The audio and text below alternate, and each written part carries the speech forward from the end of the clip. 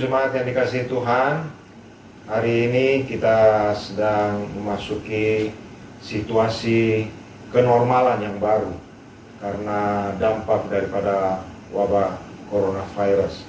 Bapak Ibu, saya percaya hari-hari ini kita sedang membiasakan diri untuk membangun kebiasaan-kebiasaan baru, dan saya percaya sebagai orang yang sungguh-sungguh mengasihi Tuhan, kita diberikan hikmat, diberikan kemampuan untuk menjalani hari dengan kebiasaan-kebiasaan yang baru. Hari ini kita akan tetap bersama-sama beribadah.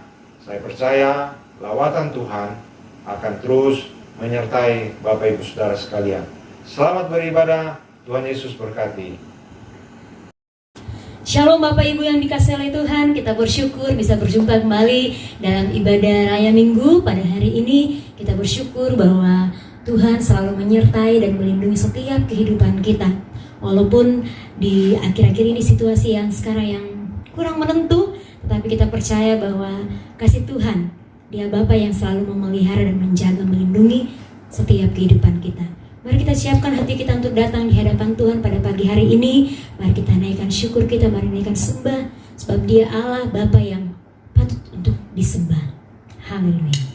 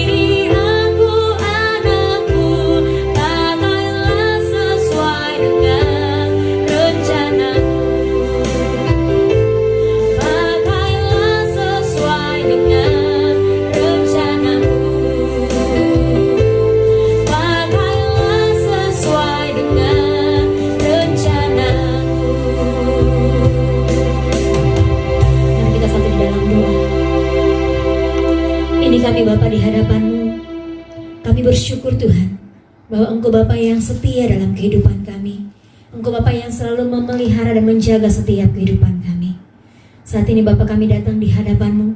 Kami buka hati kami Bapa.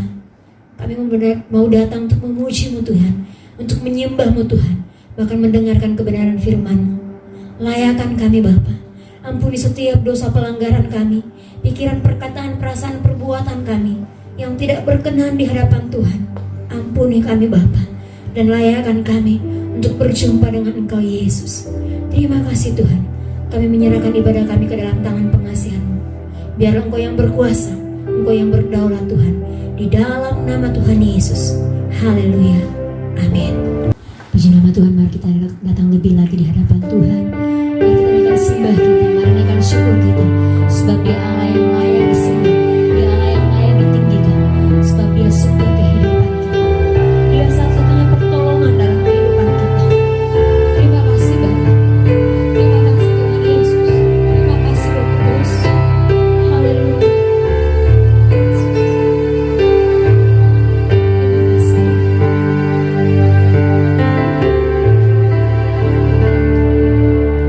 Kuasa-Mu nyata di dalam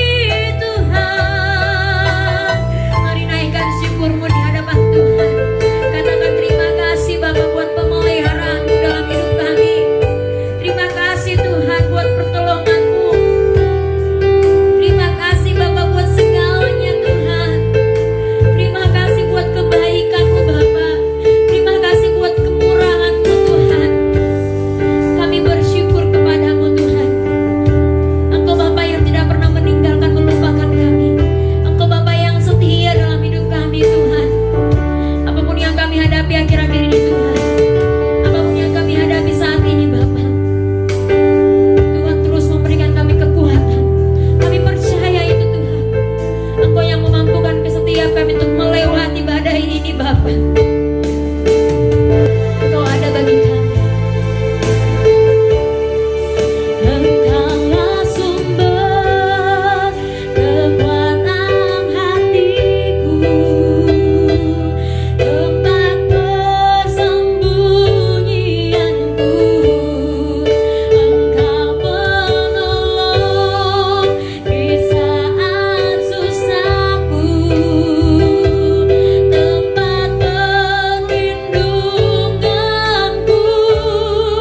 Engkaulah sumber kekuatan hatiku, tempat persembunyianku. Engkau penolong di saat susahku, tempat perlindunganku. Kau menara dan perisai di hidupku. Kau menara dan perisai di hidupku. Kau menara dan perisai di hidupku.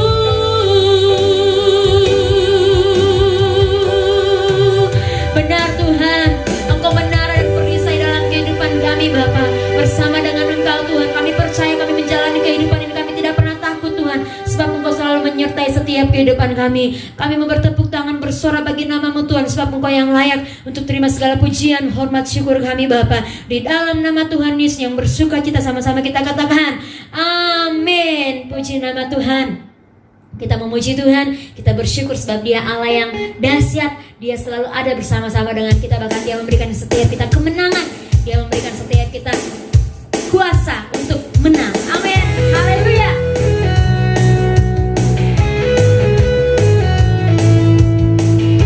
Mari kita bertepuk tangan di hadapan Tuhan. Kita bersuka cita. Alangkah indahnya hidup di dalam Tuhan. Dia mencurahkan berkat yang melimpah. Sungguh indah bersama Tuhan. Alangkah indahnya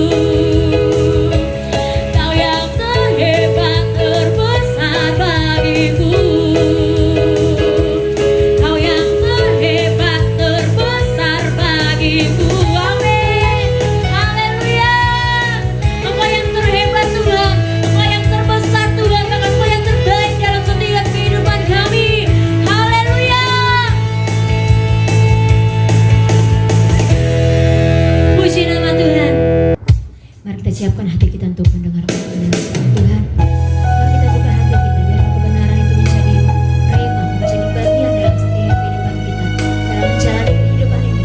Biar firman yang menuntun setiap langkah hidup kita. Haleluya. Terima kasih Tuhan. Yesus. Terima kasih Bapa. Haleluya.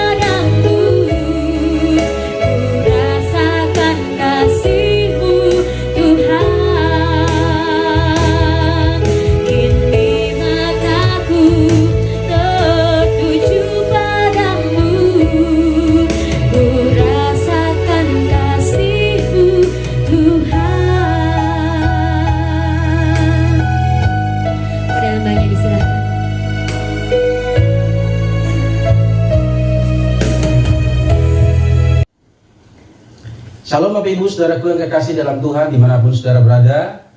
Mari kita siapkan hati kita untuk kita mendengarkan kebenaran firman Tuhan. Namun sebelumnya terlebih dahulu mari kita berdoa. Bapa dalam kerajaan sorga, Bapa yang mengasihi kami percaya bahwa Engkau Allah yang bergaul karib dan orang-orang yang takut akan Tuhan. Dan hari ini kami percaya bahwa apapun keadaan kami, dimanapun kami berada, kami percaya bahwa pemeliharaan Tuhan sempurna buat setiap kami. Saat ini Tuhan, kami akan belajar dari kebenaran firman-Mu. Berbicaralah buat kami melalui hamba yang terbatas ini, dan sampaikan isi hati-Mu bagi setiap kami. Terima kasih Bapa, kami persilahkan Engkau berbicara bagi setiap kami. Dalam nama Tuhan Yesus, kami berdoa dan mengucap syukur. Amin. Saudara Bapak Ibu kekasih di dalam Tuhan, mari kita baca beberapa ayat yang saya sudah pilih untuk kita renungkan bersama-sama. 2 ayat saja saya baca buat kita. Sebetulnya kita boleh baca di rumah nanti, Yeremia pasal 18 ayat 1 sampai ayat yang ke-12. Tapi saya akan baca 2 ayat saja buat saudara. Selebihnya nanti saudara boleh baca sendiri di rumah. Yeremia pasal 18 ayat pertama sampai ayat yang ke-12. Tapi saya akan baca buat kita ayat 5 dan ayat yang ke-6 saja. Demikian firman Tuhan, Yeremia pasal 18 ayat 5 dan ayat 6. Kemudian datanglah firman Tuhan kepadaku bunyinya, masakan aku tidak dapat bertindak kepada kamu seperti tukang periuk ini, hai kaum Israel. Demikianlah firman Tuhan, sungguh seperti tanah liat di tangan tukang periuk, demikianlah kamu di tanganku, hai kaum Israel. Saya baca sekali lagi buat saudara. Kemudian datanglah firman Tuhan kepadaku bunyinya, masakan aku tidak dapat bertindak kepada kamu seperti tukang periuk ini, hai kaum Israel. Demikianlah firman Tuhan, sungguh seperti tanah liat di tangan tukang periuk, demikianlah kamu di tanganku, hai kaum Israel. Bapak Ibu saudara-saudaraku yang kekasih di dalam Tuhan, hari ini saya ingin bicara buat kita satu tema yang saya sebut dengan dibentuk untuk rencananya. Dibentuk Tuhan untuk rencananya. Nah saudara Bapak Ibu yang kekasih di dalam Tuhan, Abraham Maslow memberikan sebuah deskripsi penjelasan tentang siapa itu manusia dan bagaimana kehidupan manusia selanjutnya. Abraham memberikan satu poin penting bahwa kebutuhan dasar dari seorang manusia adalah selain dia hidup, dia tidak sekedar bernapas, detak jantungnya berfungsi dengan benar. Tetapi Abraham bilang begini, manusia punya satu kebutuhan mendasar, yakni kebutuhan akan rasa aman. Itu sebabnya ini terlihat dari kebutuhan rasa aman itu terlihat dari ketika dia membangun rumah, ketika dia menginvestasikan sesuatu buat masa depannya, dia berjuang keras, dia bekerja keras untuk menghidupi kehidupannya, bahkan keluarganya, anak-anaknya, masa depan mereka. Bahkan kalau boleh saudara, ketika dia membangun rumah pun, dia mendesain khusus untuk sebuah keamanan. Bahkan kalau hari ini sudah ada CCTV-nya, dia lepas lagi binatang di situ. Untuk anjing kah, kalau dia bisa lepas buaya atau harimau kalau perlu. Hanya untuk sebuah keamanan. Bukan cuma itu saudara.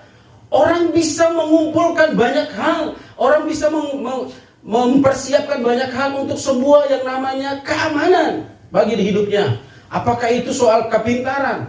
Apakah itu soal investasi, materi, deposito, atau bahkan mungkin contoh sederhananya begini saudaraku, ketika kita mau bepergian ke satu tempat, kita tentu memilih transportasi yang aman bagi kita. Dan itu kebutuhan dasar manusia. Nah saudara yang kekasih di dalam Tuhan, hal ini bisa terjadi kenapa? Karena manusia diciptakan Tuhan, dia tidak berfokus kepada banyak hal. Dia fokus kepada bagaimana dirinya aman, bagaimana dia bisa tampil sebagaimana seharusnya, dan bagaimana dia bisa melakukan sesuatu dan orang bisa melihat itu dan bisa dikagumi. Nah Bapak Ibu saudara-saudaraku yang kekasih dalam Tuhan, hari ini saya mau bawa kita untuk melihat satu poin penting yang diceritakan dalam Yeremia pasal yang ke-18 ini. Alkitab berkata begini saudaraku, bahwa Yeremia ketika kebenaran ini datang kepadanya, Dia ada dalam situasi yang sangat-sangat memprihatinkan. Alkitab berkata, kalau saudara baca di dalam pasal yang ke-32, 33, bahkan seterusnya sampai 36, 37, kita melihat bahwa bagaimana kegalauan Yeremia menghadapi situasi umat Israel pada saat itu. Nubuatan yang diberikan oleh Tuhan kepada Yeremia yang lalu dijabarkan, dituliskan melalui juru tulisnya Baruk, itu dibakar oleh orang-orang Israel. Mereka tidak peduli. Mereka tidak menghiraukan kebenaran firman Tuhan atas hidup mereka. Kenapa? Karena mereka sudah ada di dalam satu zona nyaman. Mereka sudah berada dalam sebuah situasi di mana saya sudah baik-baik saja di sini dan saya nggak mau peduli dengan apa kata Tuhan. Nah, Bapak Ibu saudara-saudaraku yang kekasih di dalam Tuhan, hari ini saya mau bawa kita untuk melihat satu poin penting bahwa Yeremia ketika dia diperhadapkan dengan situasi ini, lalu Tuhan bilang begini, Yeremia, apakah engkau tidak melihat bahwa saya seperti tukang periuk itu? Saya bisa melakukan apapun kepada orang-orang Israel. Pernyataan ini sesungguhnya sesuatu yang menurut saya tidak logis. Kenapa? Karena Tuhan bisa langsung menyampaikan apa yang Tuhan mau sampaikan kepada orang Israel, kepada Yeremia melalui firman-Nya. Tetapi kita berkata begini, Yeremia kok disuruh pergi belajar melihat sesuatu pelajaran penting dari tukang periuk. Ini menurut saya sesuatu yang tidak logis. Tuhan kan bisa sampaikan saja apa yang dia mau sampaikan kepada Yeremia. Begini loh, ini umat sudah tidak taat kepada saya dan begini. Kau pergi dan sampaikan kepada mereka bahwa ini loh, saya akan lakukan ini buat mereka. Enggak. Tapi justru Tuhan bawa Yeremia untuk melihat satu pelajaran penting ini. Pergi dan belajar dari tukang periuk. Saudara yang kekasih, di awal tadi sudah katakan bahwa Yeremia dalam posisi yang sangat sulit. Dalam masa pelayanan Yeremia, dia berada di dalam pemerintahan raja-raja yang menurut saya mereka tidak terlalu baik. Ada pemerintahan Raja Yosia, ada Yoahas, ada Yoyakim, ada Zedekia. Pemerintahan raja-raja ini, saudara, mereka menurut saya raja-raja, apalagi Raja Zedekia ini raja boneka. Dia diangkat oleh Nebukadnezar sebetulnya. Jadi apa yang dia lakukan itu tinggal tunggu perintah dari Nebukadnezar. Dan Yeremia ada dalam situasi itu. Kemudian tiba-tiba Yeremia diberikan firman oleh Tuhan, pergi dan belajar daripada tukang periuk.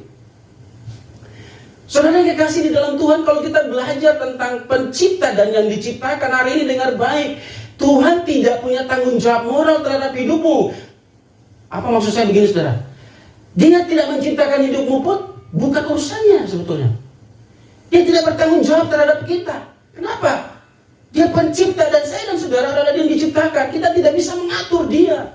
Tetapi kalau hari ini diciptakan saya dan saudara, bukankah itu karena dia mengasihi saya dan saudara? Bukan cuma itu, tapi dia memberikan kesempatan buat kita hidup di setiap area hidup kita untuk menjadi berkat bagi orang lain. Itu sama saya berkata tadi, dia tidak punya tanggung jawab moral sama saya dan saudara. Dia bisa saja tidak ciptakan saya dan saudara. Atau dia bisa saja diciptakan saudara dan dia buang saudara. Kita tidak ada urusan.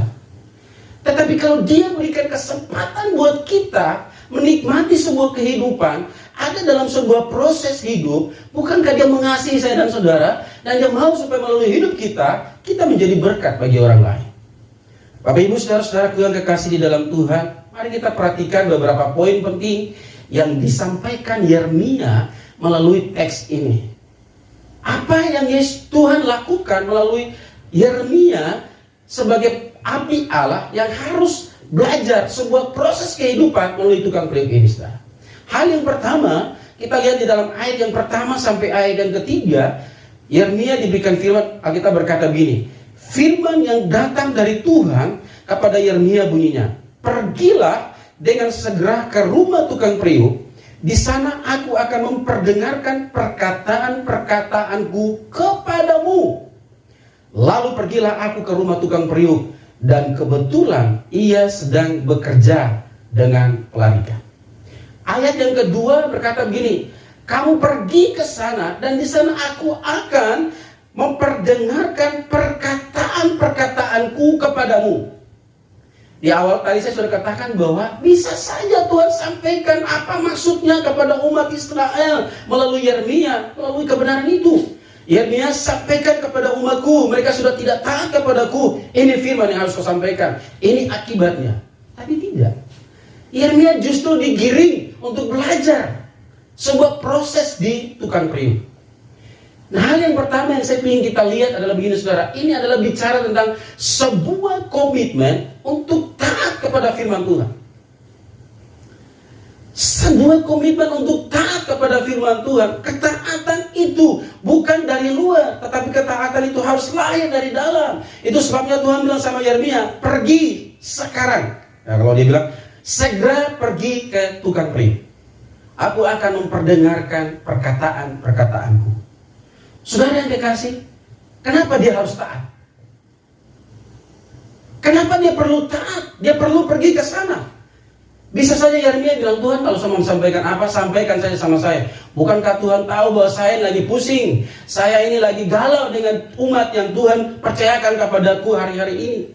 Tapi Yeremia berkata bahwa saat itu juga dia pergi. Dan kita berkata di ayat yang ketiga, dia pergi dan dia melihat tukang periuk itu sedang bekerja dengan pelarikan. Saudara, Bapak Ibu yang kekasih di dalam Tuhan, ketaatan itu lahir dari sebuah hubungan. Ketaatan itu lahir daripada ketika kita terkoneksi dengan Tuhan, ketika kita terhubung dengan Tuhan. Yeremia ketika dia terhubung dengan Tuhan, di tengah-tengah masalah yang dihadapi, bukan cuma masalah pribadinya, bangsa itu, Tuhan bilang pergi. Kau pergilah ke tempat itu, dan aku akan memperdengarkan suaraku. Saudara, ketaatan itu harus lahir dari sebuah hubungan. Bapak Ibu saudara-saudaraku yang kekasih di dalam Tuhan, Alkitab berkata begini, ketika dalam Kisah Para Rasul pasal 16, kita di situ melihat bahwa Paulus dan Silas ketika mereka ada di dalam penjara, mereka ada di dalam situasi yang sulit seperti itu, tapi Alkitab berkata begini, mereka menyanyi, mereka memuji Tuhan. Dan Alkitab berkata begini, sendi-sendi penjara itu terlepas. Saudara, saya berkata begini, bukan soal puji-pujian, bukan soal nyanyian apa yang mereka nyanyikan, bukan soal musik apa yang mereka pakai waktu itu, tapi ketika mereka menyembah Tuhan, ada hadirat Tuhan di sana, ada hubungan dengan Tuhan, dan ketika mereka terkoneksi dengan Tuhan, maka Tuhan melakukan sesuatu buat mereka, ada mujizat di sana. Saya berikan satu hal begini saudaraku, makanya saudara jangan kaget ketika kita ada dalam sebuah persekutuan, kita menyembah Tuhan, kita ada orang di sebelah kita, mungkin dia bernyanyi, dia bertepuk tangan, tapi mungkin ada orang di sebelahnya dia bilang, aneh ini orang. Atau mungkin ketika kita menyembah Tuhan, kita tanpa kita sadari, kita bisa nangis. Emangnya WL bilang begini, ayo kita nangis sama-sama, 1, 2, 3. Gak ada saudara. Itu secara otomatis ketika kita menyembah Tuhan, kita terkoneksi dengan Tuhan, ada hubungan kita dengan Tuhan, kita merasakan hadirat Tuhan, dan kita bisa mengekspresikan itu, kita bisa nangis, kita bisa mengakui sadar siapa diri kita di hadapan Tuhan. Tetapi ketika kita berkata bahwa ini orang, jangan-jangan kita tidak memiliki hubungan dengan Tuhan. Jangan-jangan kita menyanyi, mungkin kita ada di dalam suasana penyembahan, tapi kita tidak terkoneksi dengan Tuhan. Kita selalu melihat, ini WL di depan ini mic-nya salah, suaranya salah kali ya, falski. Saudara, ini bicara tentang sebuah hubungan. Ketika firman itu datang kepada Yeremia, Yeremia tidak banyak komentar. Kenapa? Karena dia sudah terkoneksi dengan Tuhan. Dia tahu apa yang Tuhan mau sampaikan buat dia. Itu sebabnya dia mengambil komitmen. Saya mau taat apa yang Tuhan mau sampaikan. Saya mau pergi. Saya mau lihat apa yang Tuhan mau sampaikan buat saya terhadap umat ini. Saudara kekasih di dalam Tuhan, ada banyak situasi-situasi, ada banyak gambaran yang Tuhan pakai di dalam kitab Yeremia untuk menggambarkan bangsa itu, untuk melukiskan, untuk menceritakan, menyampaikan bagaimana keadaan bangsa itu. Saya catat ada kurang lebih 9 ilustrasi, gambaran yang Tuhan pakai untuk menggambarkan keadaan orang-orang Israel pada waktu itu. Yang pertama saudara, ada ikat pinggang yang lapuk. Ada musim kering, ada larangan Allah untuk tidak mempunyai anak, tidak menikah dan tidak mempunyai anak. Kemudian ada penjuna dan tanah liat. Nah, ini kita baca, kita belajar hari ini. Kemudian ada lagi buli-buli yang dihancurkan penjuna. Kemudian ada 2 keranjang buah ara. Ada pembelian ladang di kota kelahiran. Dan yang terakhir, ada kota-kota besar yang disembunyikan dalam pelataran istana Firaun. Beberapa gambaran ini menunjukkan bagaimana situasi orang-orang Israel pada zaman itu. Mereka sudah nyaman dengan kehidupan mereka. Mereka nggak peduli dengan apa kata Tuhan. Padahal bukankah Tuhan sedang membawa mereka, memproses kehidupan mereka untuk menjadi sesuatu yang murni dan berguna, bermanfaat bagi sesama dan bagi sebuah rencana agung Tuhan dalam hidup mereka. Bapak Ibu saudara-saudaraku yang kekasih di dalam Tuhan, saya pikir-pikir satu hal begini. Kalau misalnya Tuhan langsung berbicara, menyampaikan, ini loh maksud saya yang harus kau sampaikan kepada orang Israel, kepada Yeremia saat itu, maka mungkin pasal ini tidak akan panjang-panjang, pasal 18. Mungkin cuma 1 ayat dan selesai. Tetapi Tuhan membawa Yeremia untuk belajar. Yang pertama ialah begini, kamu perlu sebuah komitmen untuk taat apa yang saya mau sampaikan kepadamu. Ikuti proses ini. Bapak Ibu saudara-saudaraku yang kekasih di dalam Tuhan, hari-hari ini kita ada dalam sebuah proses kehidupan. Kita juga tidak bisa keluar rumah. Kita semua aktivitas dari rumah saja. Kita beribadah dari rumah. Tapi hari ini dengan baik saudara, Tuhan sedang membawa kita. Mungkin selama ini, mungkin waktu kita dan keluarga kita mungkin tidak terlalu banyak. Atau mungkin kita tidak terlalu banyak waktu untuk kita merenungkan betapa kasih setia Tuhan yang melimpah atas hidup kita. Sehingga kita harus tinggal di rumah untuk merenungkan betapa baiknya Tuhan melalui hidup kita. Saudara yang kekasih di dalam Tuhan, percaya kepada Tuhan, mengambil keputusan untuk percaya kepada Tuhan, butuh sebuah pekerjaan yang besar. Tetapi dengan baik saudara, untuk tidak percaya kepada Tuhan juga, kita butuh energi yang jauh lebih besar daripada kita percaya kepada Tuhan. Saya ulangi lagi. Percaya kepada Tuhan, kita butuh sebuah pekerjaan yang besar, komitmen yang besar. Tetapi untuk tidak percaya kepada Tuhan, kita juga butuh pekerjaan yang energi yang jauh lebih besar. Saya kasih contoh begini. Hari ini saudara mungkin salah satu di antara kita berkata begini, Makassar tidak ada Tuhan. Saya nggak percaya kalau di Makassar ada Tuhan. Kalau tidak ada Tuhan di Makassar, kalau ada Tuhan di Makassar, kenapa hari-hari ini kita ada diperhadapkan dengan masalah sakit, penyakit, virus dan sebagainya? Tapi saudara bisa memastikankah kalau di Kupang tidak ada Tuhan? Atau saudara bisa memastikan kalau di Toraja tidak ada Tuhan? Atau mungkin saudara bisa memastikan begini, seluruh Indonesia tidak ada Tuhan. Tapi apakah saudara memastikan bahwa di luar negeri, di Filipina, di Singapura, di Malaysia, apakah tidak ada Tuhan? Saudara, ini membutuhkan sebuah energi yang sangat besar untuk kita membuktikan bahwa tidak ada Tuhan. Makanya hari ini dengan baik, percayalah bahwa Tuhan sanggup memulihkan keadaan. Dan itu yang disampaikan kepada Yeremia. Taat saja, komitmen untuk taat saja. Kenapa harus taat? Karena yang memerintahkan Yeremia adalah pencipta. Yeremia, kita semua ini adalah yang diciptakan dan kita nggak boleh protes. Itu sebabnya saya bilang tadi di awal bahwa Tuhan tidak punya tanggung jawab moral terhadap saya dan saudara kalau Dia tidak menciptakan kita. Tapi kalau hari ini kita diciptakan, kita diizinkan untuk mengalami banyak hal, maka percayalah, jauh di atas semuanya ada rencana Tuhan yang jauh lebih besar buat hidup saya dan saudara. Yang kedua, saudara, yang kedua, mari kita lihat ayat yang keempat sampai ayat yang keenam. Ayat yang keempat, apabila bejana yang sedang dibuatnya dari tanah liat di tangannya itu rusak, maka tukang periuk itu mengerjakannya sampai menjadi bejana lain menurut apa yang baik pada pemandangannya. Kemudian datanglah firman Tuhan kepadaku bunyinya, masakan aku tidak dapat bertindak kepada kamu seperti tukang periuk ini, hai kaum Israel. Saudara yang kekasih dalam Tuhan, poin penting yang saya ingin share buat saudara, yang pertama bukan cuma komitmen untuk taat, memiliki sebuah koneksi hubungan dengan Tuhan, tetapi yang kedua dengan baik, kerelaan untuk dibentuk oleh Tuhan. Hari ini saudara, ketika kita merelakan hidup kita untuk diproses, dibentuk oleh Tuhan, maka satu saat kita akan melihat bahwa kita akan keluar sebagai pemenang. Kita telah dimurnikan Tuhan dan kita menjadi pribadi-pribadi yang tangguh. Bapak Ibu kekasih sekalian, kerelaan untuk dibentuk.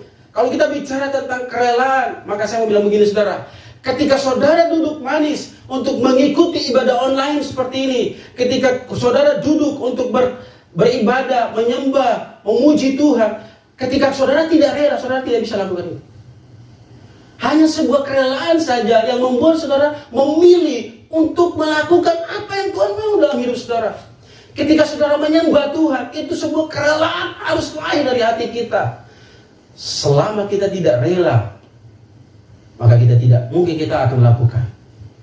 Tapi kita lakukan itu hanya supaya orang lihat kita mungkin. Kita lakukan itu hanya supaya karena tugas dan tanggung jawab kita. Kita lakukan itu karena tanggung jawab. Tapi ketika kita rela melakukan itu, maka sesulit apapun itu, kita pasti mau melakukan dengan sungguh-sungguh.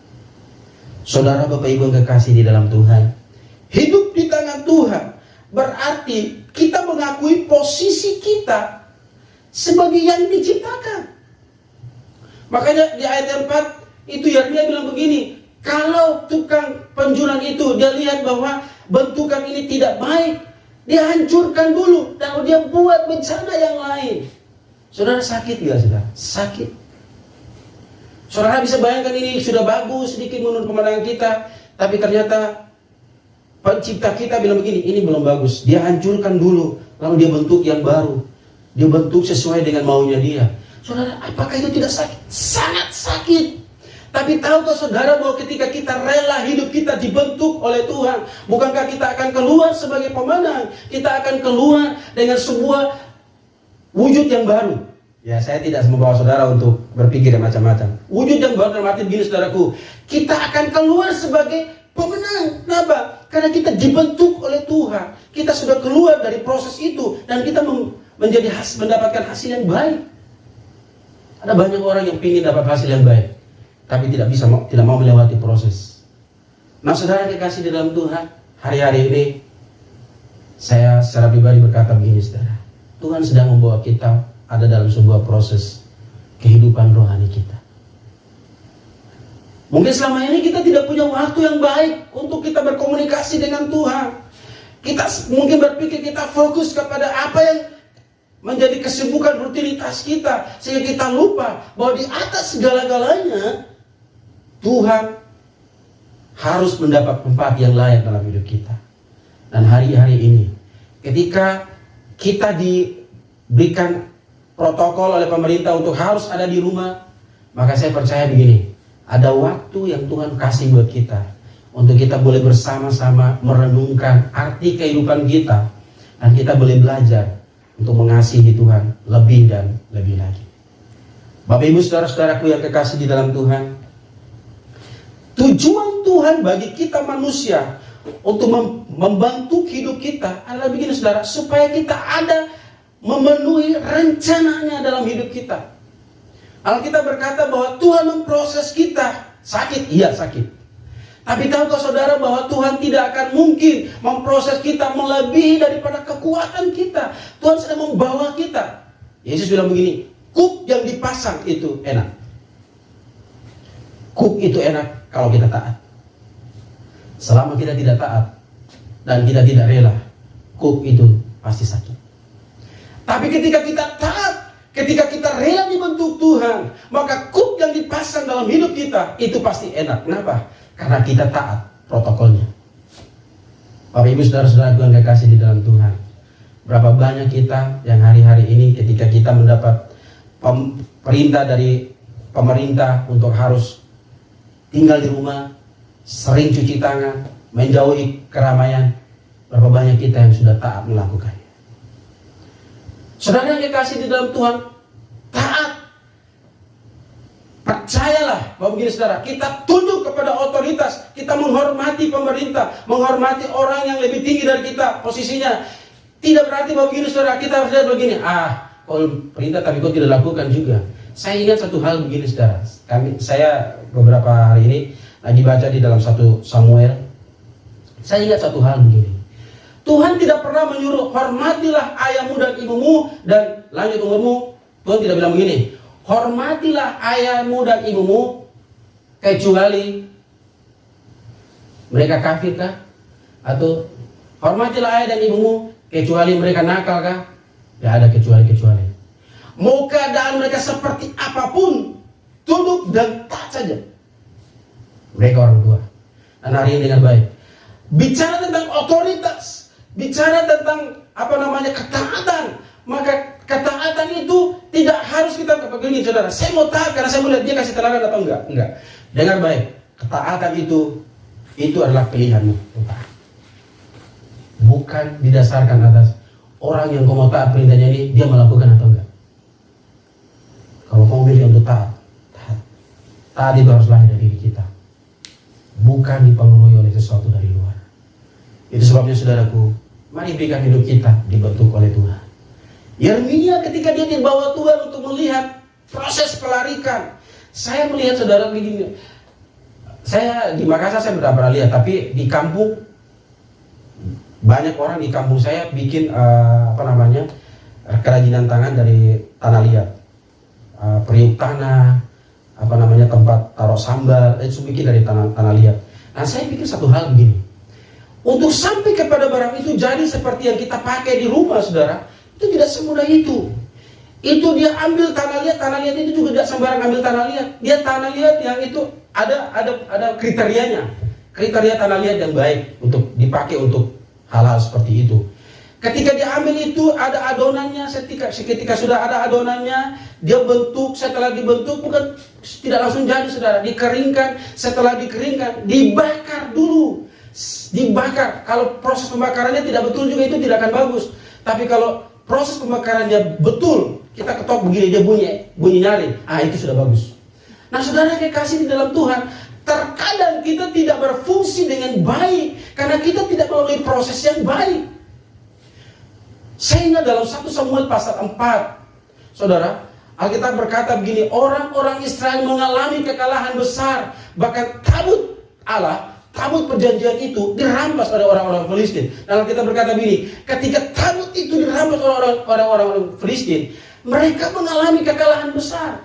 Bahkan kita berkata begini, sebelum tabut itu dirampas, mereka mengalami kekalahan. Kenapa?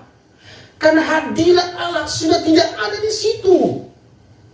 Tabut itu melambangkan kehadiran Allah, hadirat Tuhan. Tetapi saudara, tabut itu sudah disalahgunakan dan hadirat Allah sudah tinggalkan tempat itu. Dan hari ini saya mau percaya begini, kalau hadirat Allah tinggalkan hidupmu, maka saudara tidak akan pernah mengalami yang namanya rencana agung Tuhan. Bapak Ibu saudara-saudara kekasih, mari kita balik kepada apa yang Yeremia sampaikan, bahwa kekristenan berbicara tentang begini, kita mau hidup kita diproses oleh Tuhan. Yang ketiga, Yeremia berkata begini, kepekaan terhadap kehendak Tuhan. Ayat yang ke-7, saya baca buat saudara ayat yang ke-7. Ada kalanya aku berkata tentang suatu bangsa dan tentang suatu kerajaan, bahwa aku akan mencabut, merobohkan, dan membinasakannya. Tetapi apabila bangsa yang terhadap siapa aku berkata demikian telah bertobat dari kejahatannya, maka menyesallah aku bahwa aku hendak menjatuhkan malapetaka yang kurancangkan itu terhadap mereka. Pekah terhadap suara Tuhan.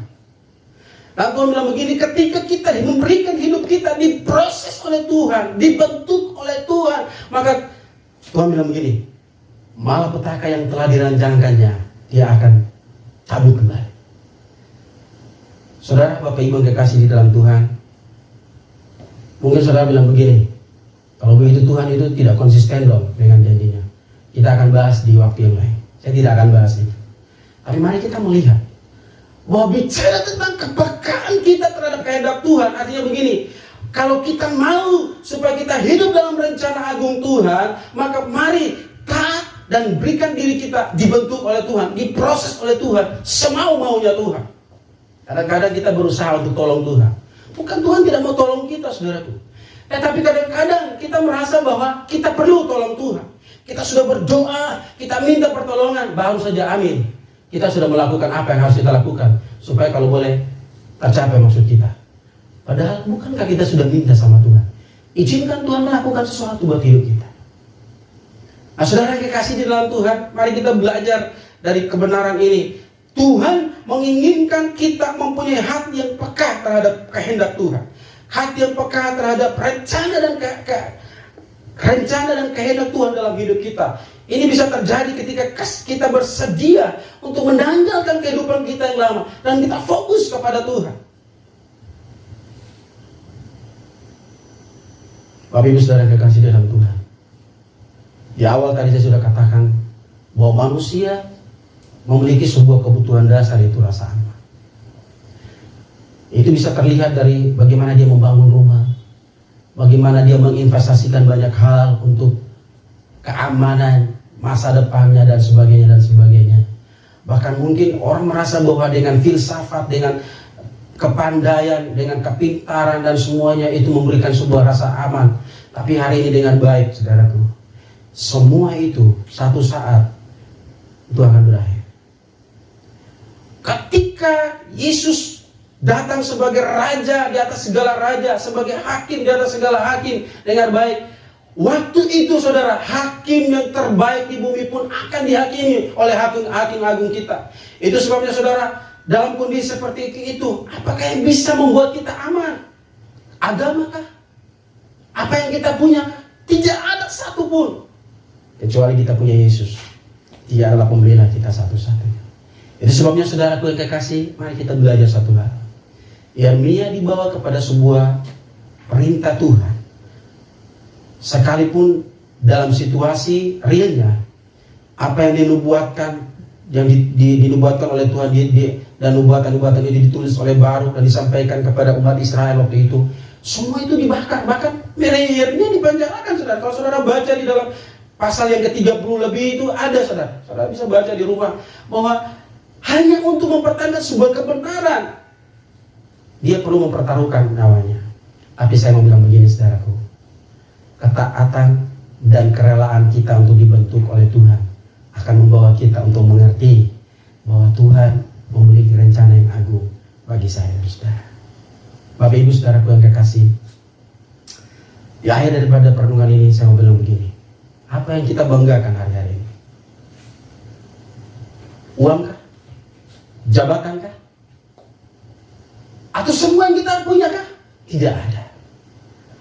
Kebanggaan kita satu-satunya ketika kita memiliki Yesus. Itu sebabnya dengan baik saudara, Yesus mengasihi saya dan saudara. Yesus gak peduli ketika orang kata-katai dia, orang meludahi dia, dia tetap berkata ampunilah mereka. Dia melakukan itu karena dia mengasihi saya dan saudara. Di hari ini supaya hidup kita dibentuk oleh Tuhan, menjadi pribadi-pribadi yang takut akan Tuhan, pribadi-pribadi yang keluar sebagai menang di tengah-tengah badai dan kesulitan hidup sekalipun. Bapak Ibu sekalian, saya tutup dengan satu cerita.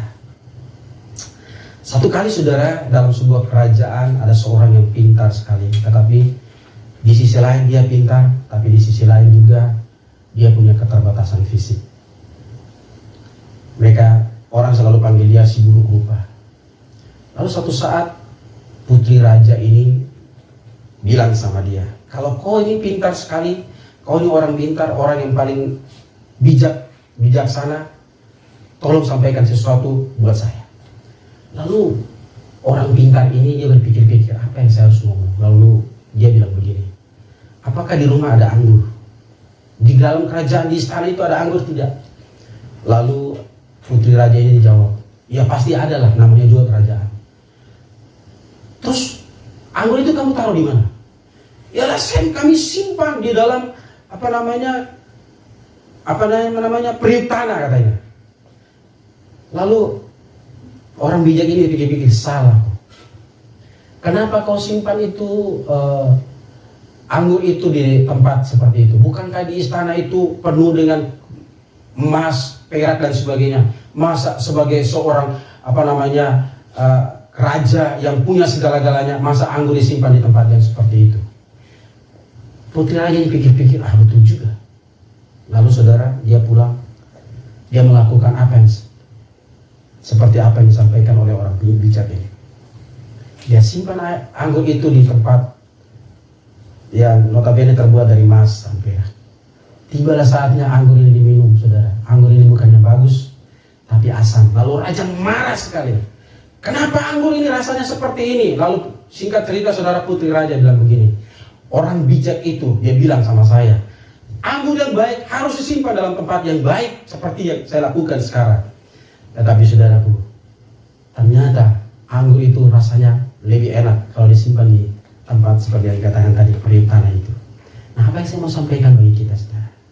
Terkadang ketika kita mau berkata bahwa saya mau ikut apa yang Tuhan mau lakukan dalam hidup kita, kita lebih suka melakukan kehendak kita ketimbang kita mendengarkan apa yang Tuhan mau dalam hidup kita.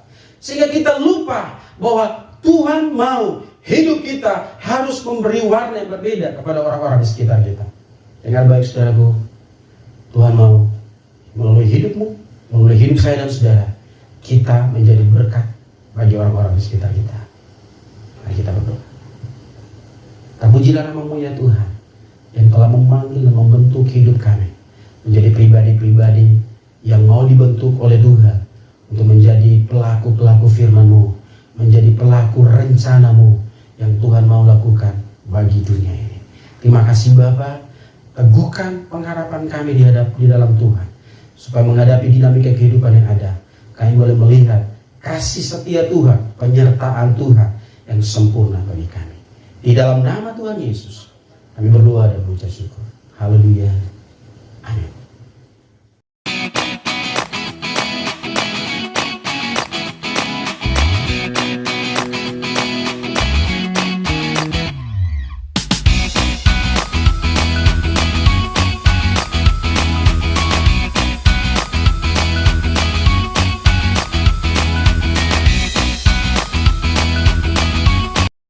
Puji nama Tuhan, kita akan mengakhiri ibadah kita pada saat ini. Kita bersyukur dan ibadah kita sudah berjalan dengan baik. Semua karena pertolongan daripada Tuhan. Tangan kuat yang memegangku, selalu menuntunku. Ku tak mau jalan sendiri. Yesus, ku perlu kasih-Mu. Ku perlu kuasa-Mu sampai akhir hidupku. Tangan kuat yang memegangku, selalu menuntunku. Ku tak mau jalan sendiri. Yesus, ku perlu kasih-Mu. Ku perlu kuasa-Mu sampai akhir hidupku. Tangan kuat, haleluya. Tangan kuat yang memegangku, selalu menuntunku. Ku tak mau jalan sendiri. Yesus, ku perlu kasih-Mu. Ku perlu kuasa-Mu sampai akhir hidupku. Sampai akhir hidupku. Sampai akhir hidupku.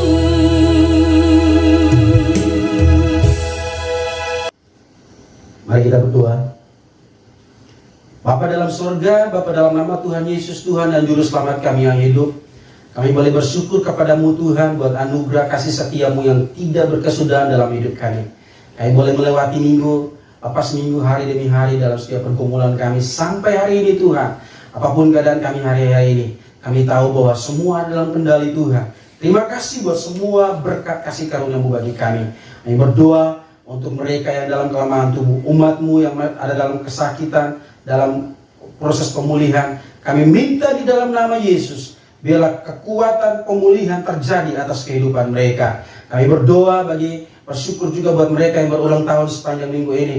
Kami percaya Tuhan bahwa usia yang Tuhan sudah tambahkan, biarlah melalui itu semua ada sukacita, ada ucapan syukur, dan semakin hari kami semakin bertumbuh dalam pengenalan yang benar akan Tuhan. Kami berdoa untuk bangsa kami dalam proses penyelesaian masalah wabah ini Tuhan.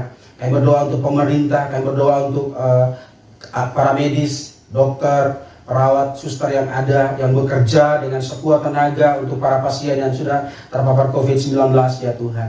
Kami berdoa ya Tuhan beri hikmat kepada pemerintah dan setiap tim medis yang ada, supaya mereka boleh melakukan tugas mereka dengan kekuatan daripada Tuhan, sehingga semua masyarakat yang ada boleh merasakan pertolongan, boleh merasakan perhatian, dan kami percaya bahwa ada waktunya Tuhan untuk melalukan wabah ini dari kehidupan kami. Kami boleh kembali menyembah, memuji, beraktivitas sebagaimana seharusnya.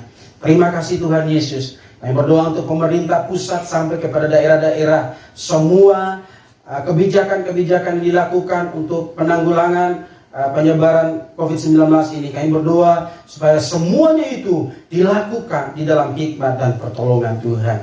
Kami memberkati setiap jemaat kami. Kami percaya Tuhan bahwa yang sakit Tuhan sembuhkan, yang ada dalam pergumulan, yang mungkin hari-hari ini bergumul dengan pekerjaan mereka, merupakan dampak daripada COVID-19 ini. Kami percaya Tuhan bahwa Engkau pasti memberikan jalan keluar yang terbaik buat mereka. Terima kasih Tuhan Yesus. Yang berkati seluruh jemaat-Mu yang ada. Yang berdoa untuk Bapak Gembala, yang berdoa untuk setiap majelis yang ada, semua kami yang terlibat dalam pelayanan yang ada. Biarlah kasih setia Tuhan melingkupi kehidupan kami. Di dalam nama Tuhan Yesus kami berdoa dan mengucap syukur. Amin. Di akhir daripada ibadah kita, terimalah berkat. Allah Bapa sumber kehidupan akan melindungi, menyertai, memberkati engkau setiap waktu. Karena kasih setianya di dalam Kristus Yesus Tuhan, yang mati dan bangkit, memberikan kemenangan bagi setiap orang yang sungguh-sungguh percaya kepadanya. Dan kuat kuasa daripada Roh Kudus yang akan terus memimpin, mengajar, memampukan kita semua untuk menjalani hari-hari yang baru di dalam kehidupan kita, untuk menjadi murid Kristus yang sejati hari ini sampai selama-lamanya, di dalam nama Tuhan Yesus Kristus. Haleluya. Amin.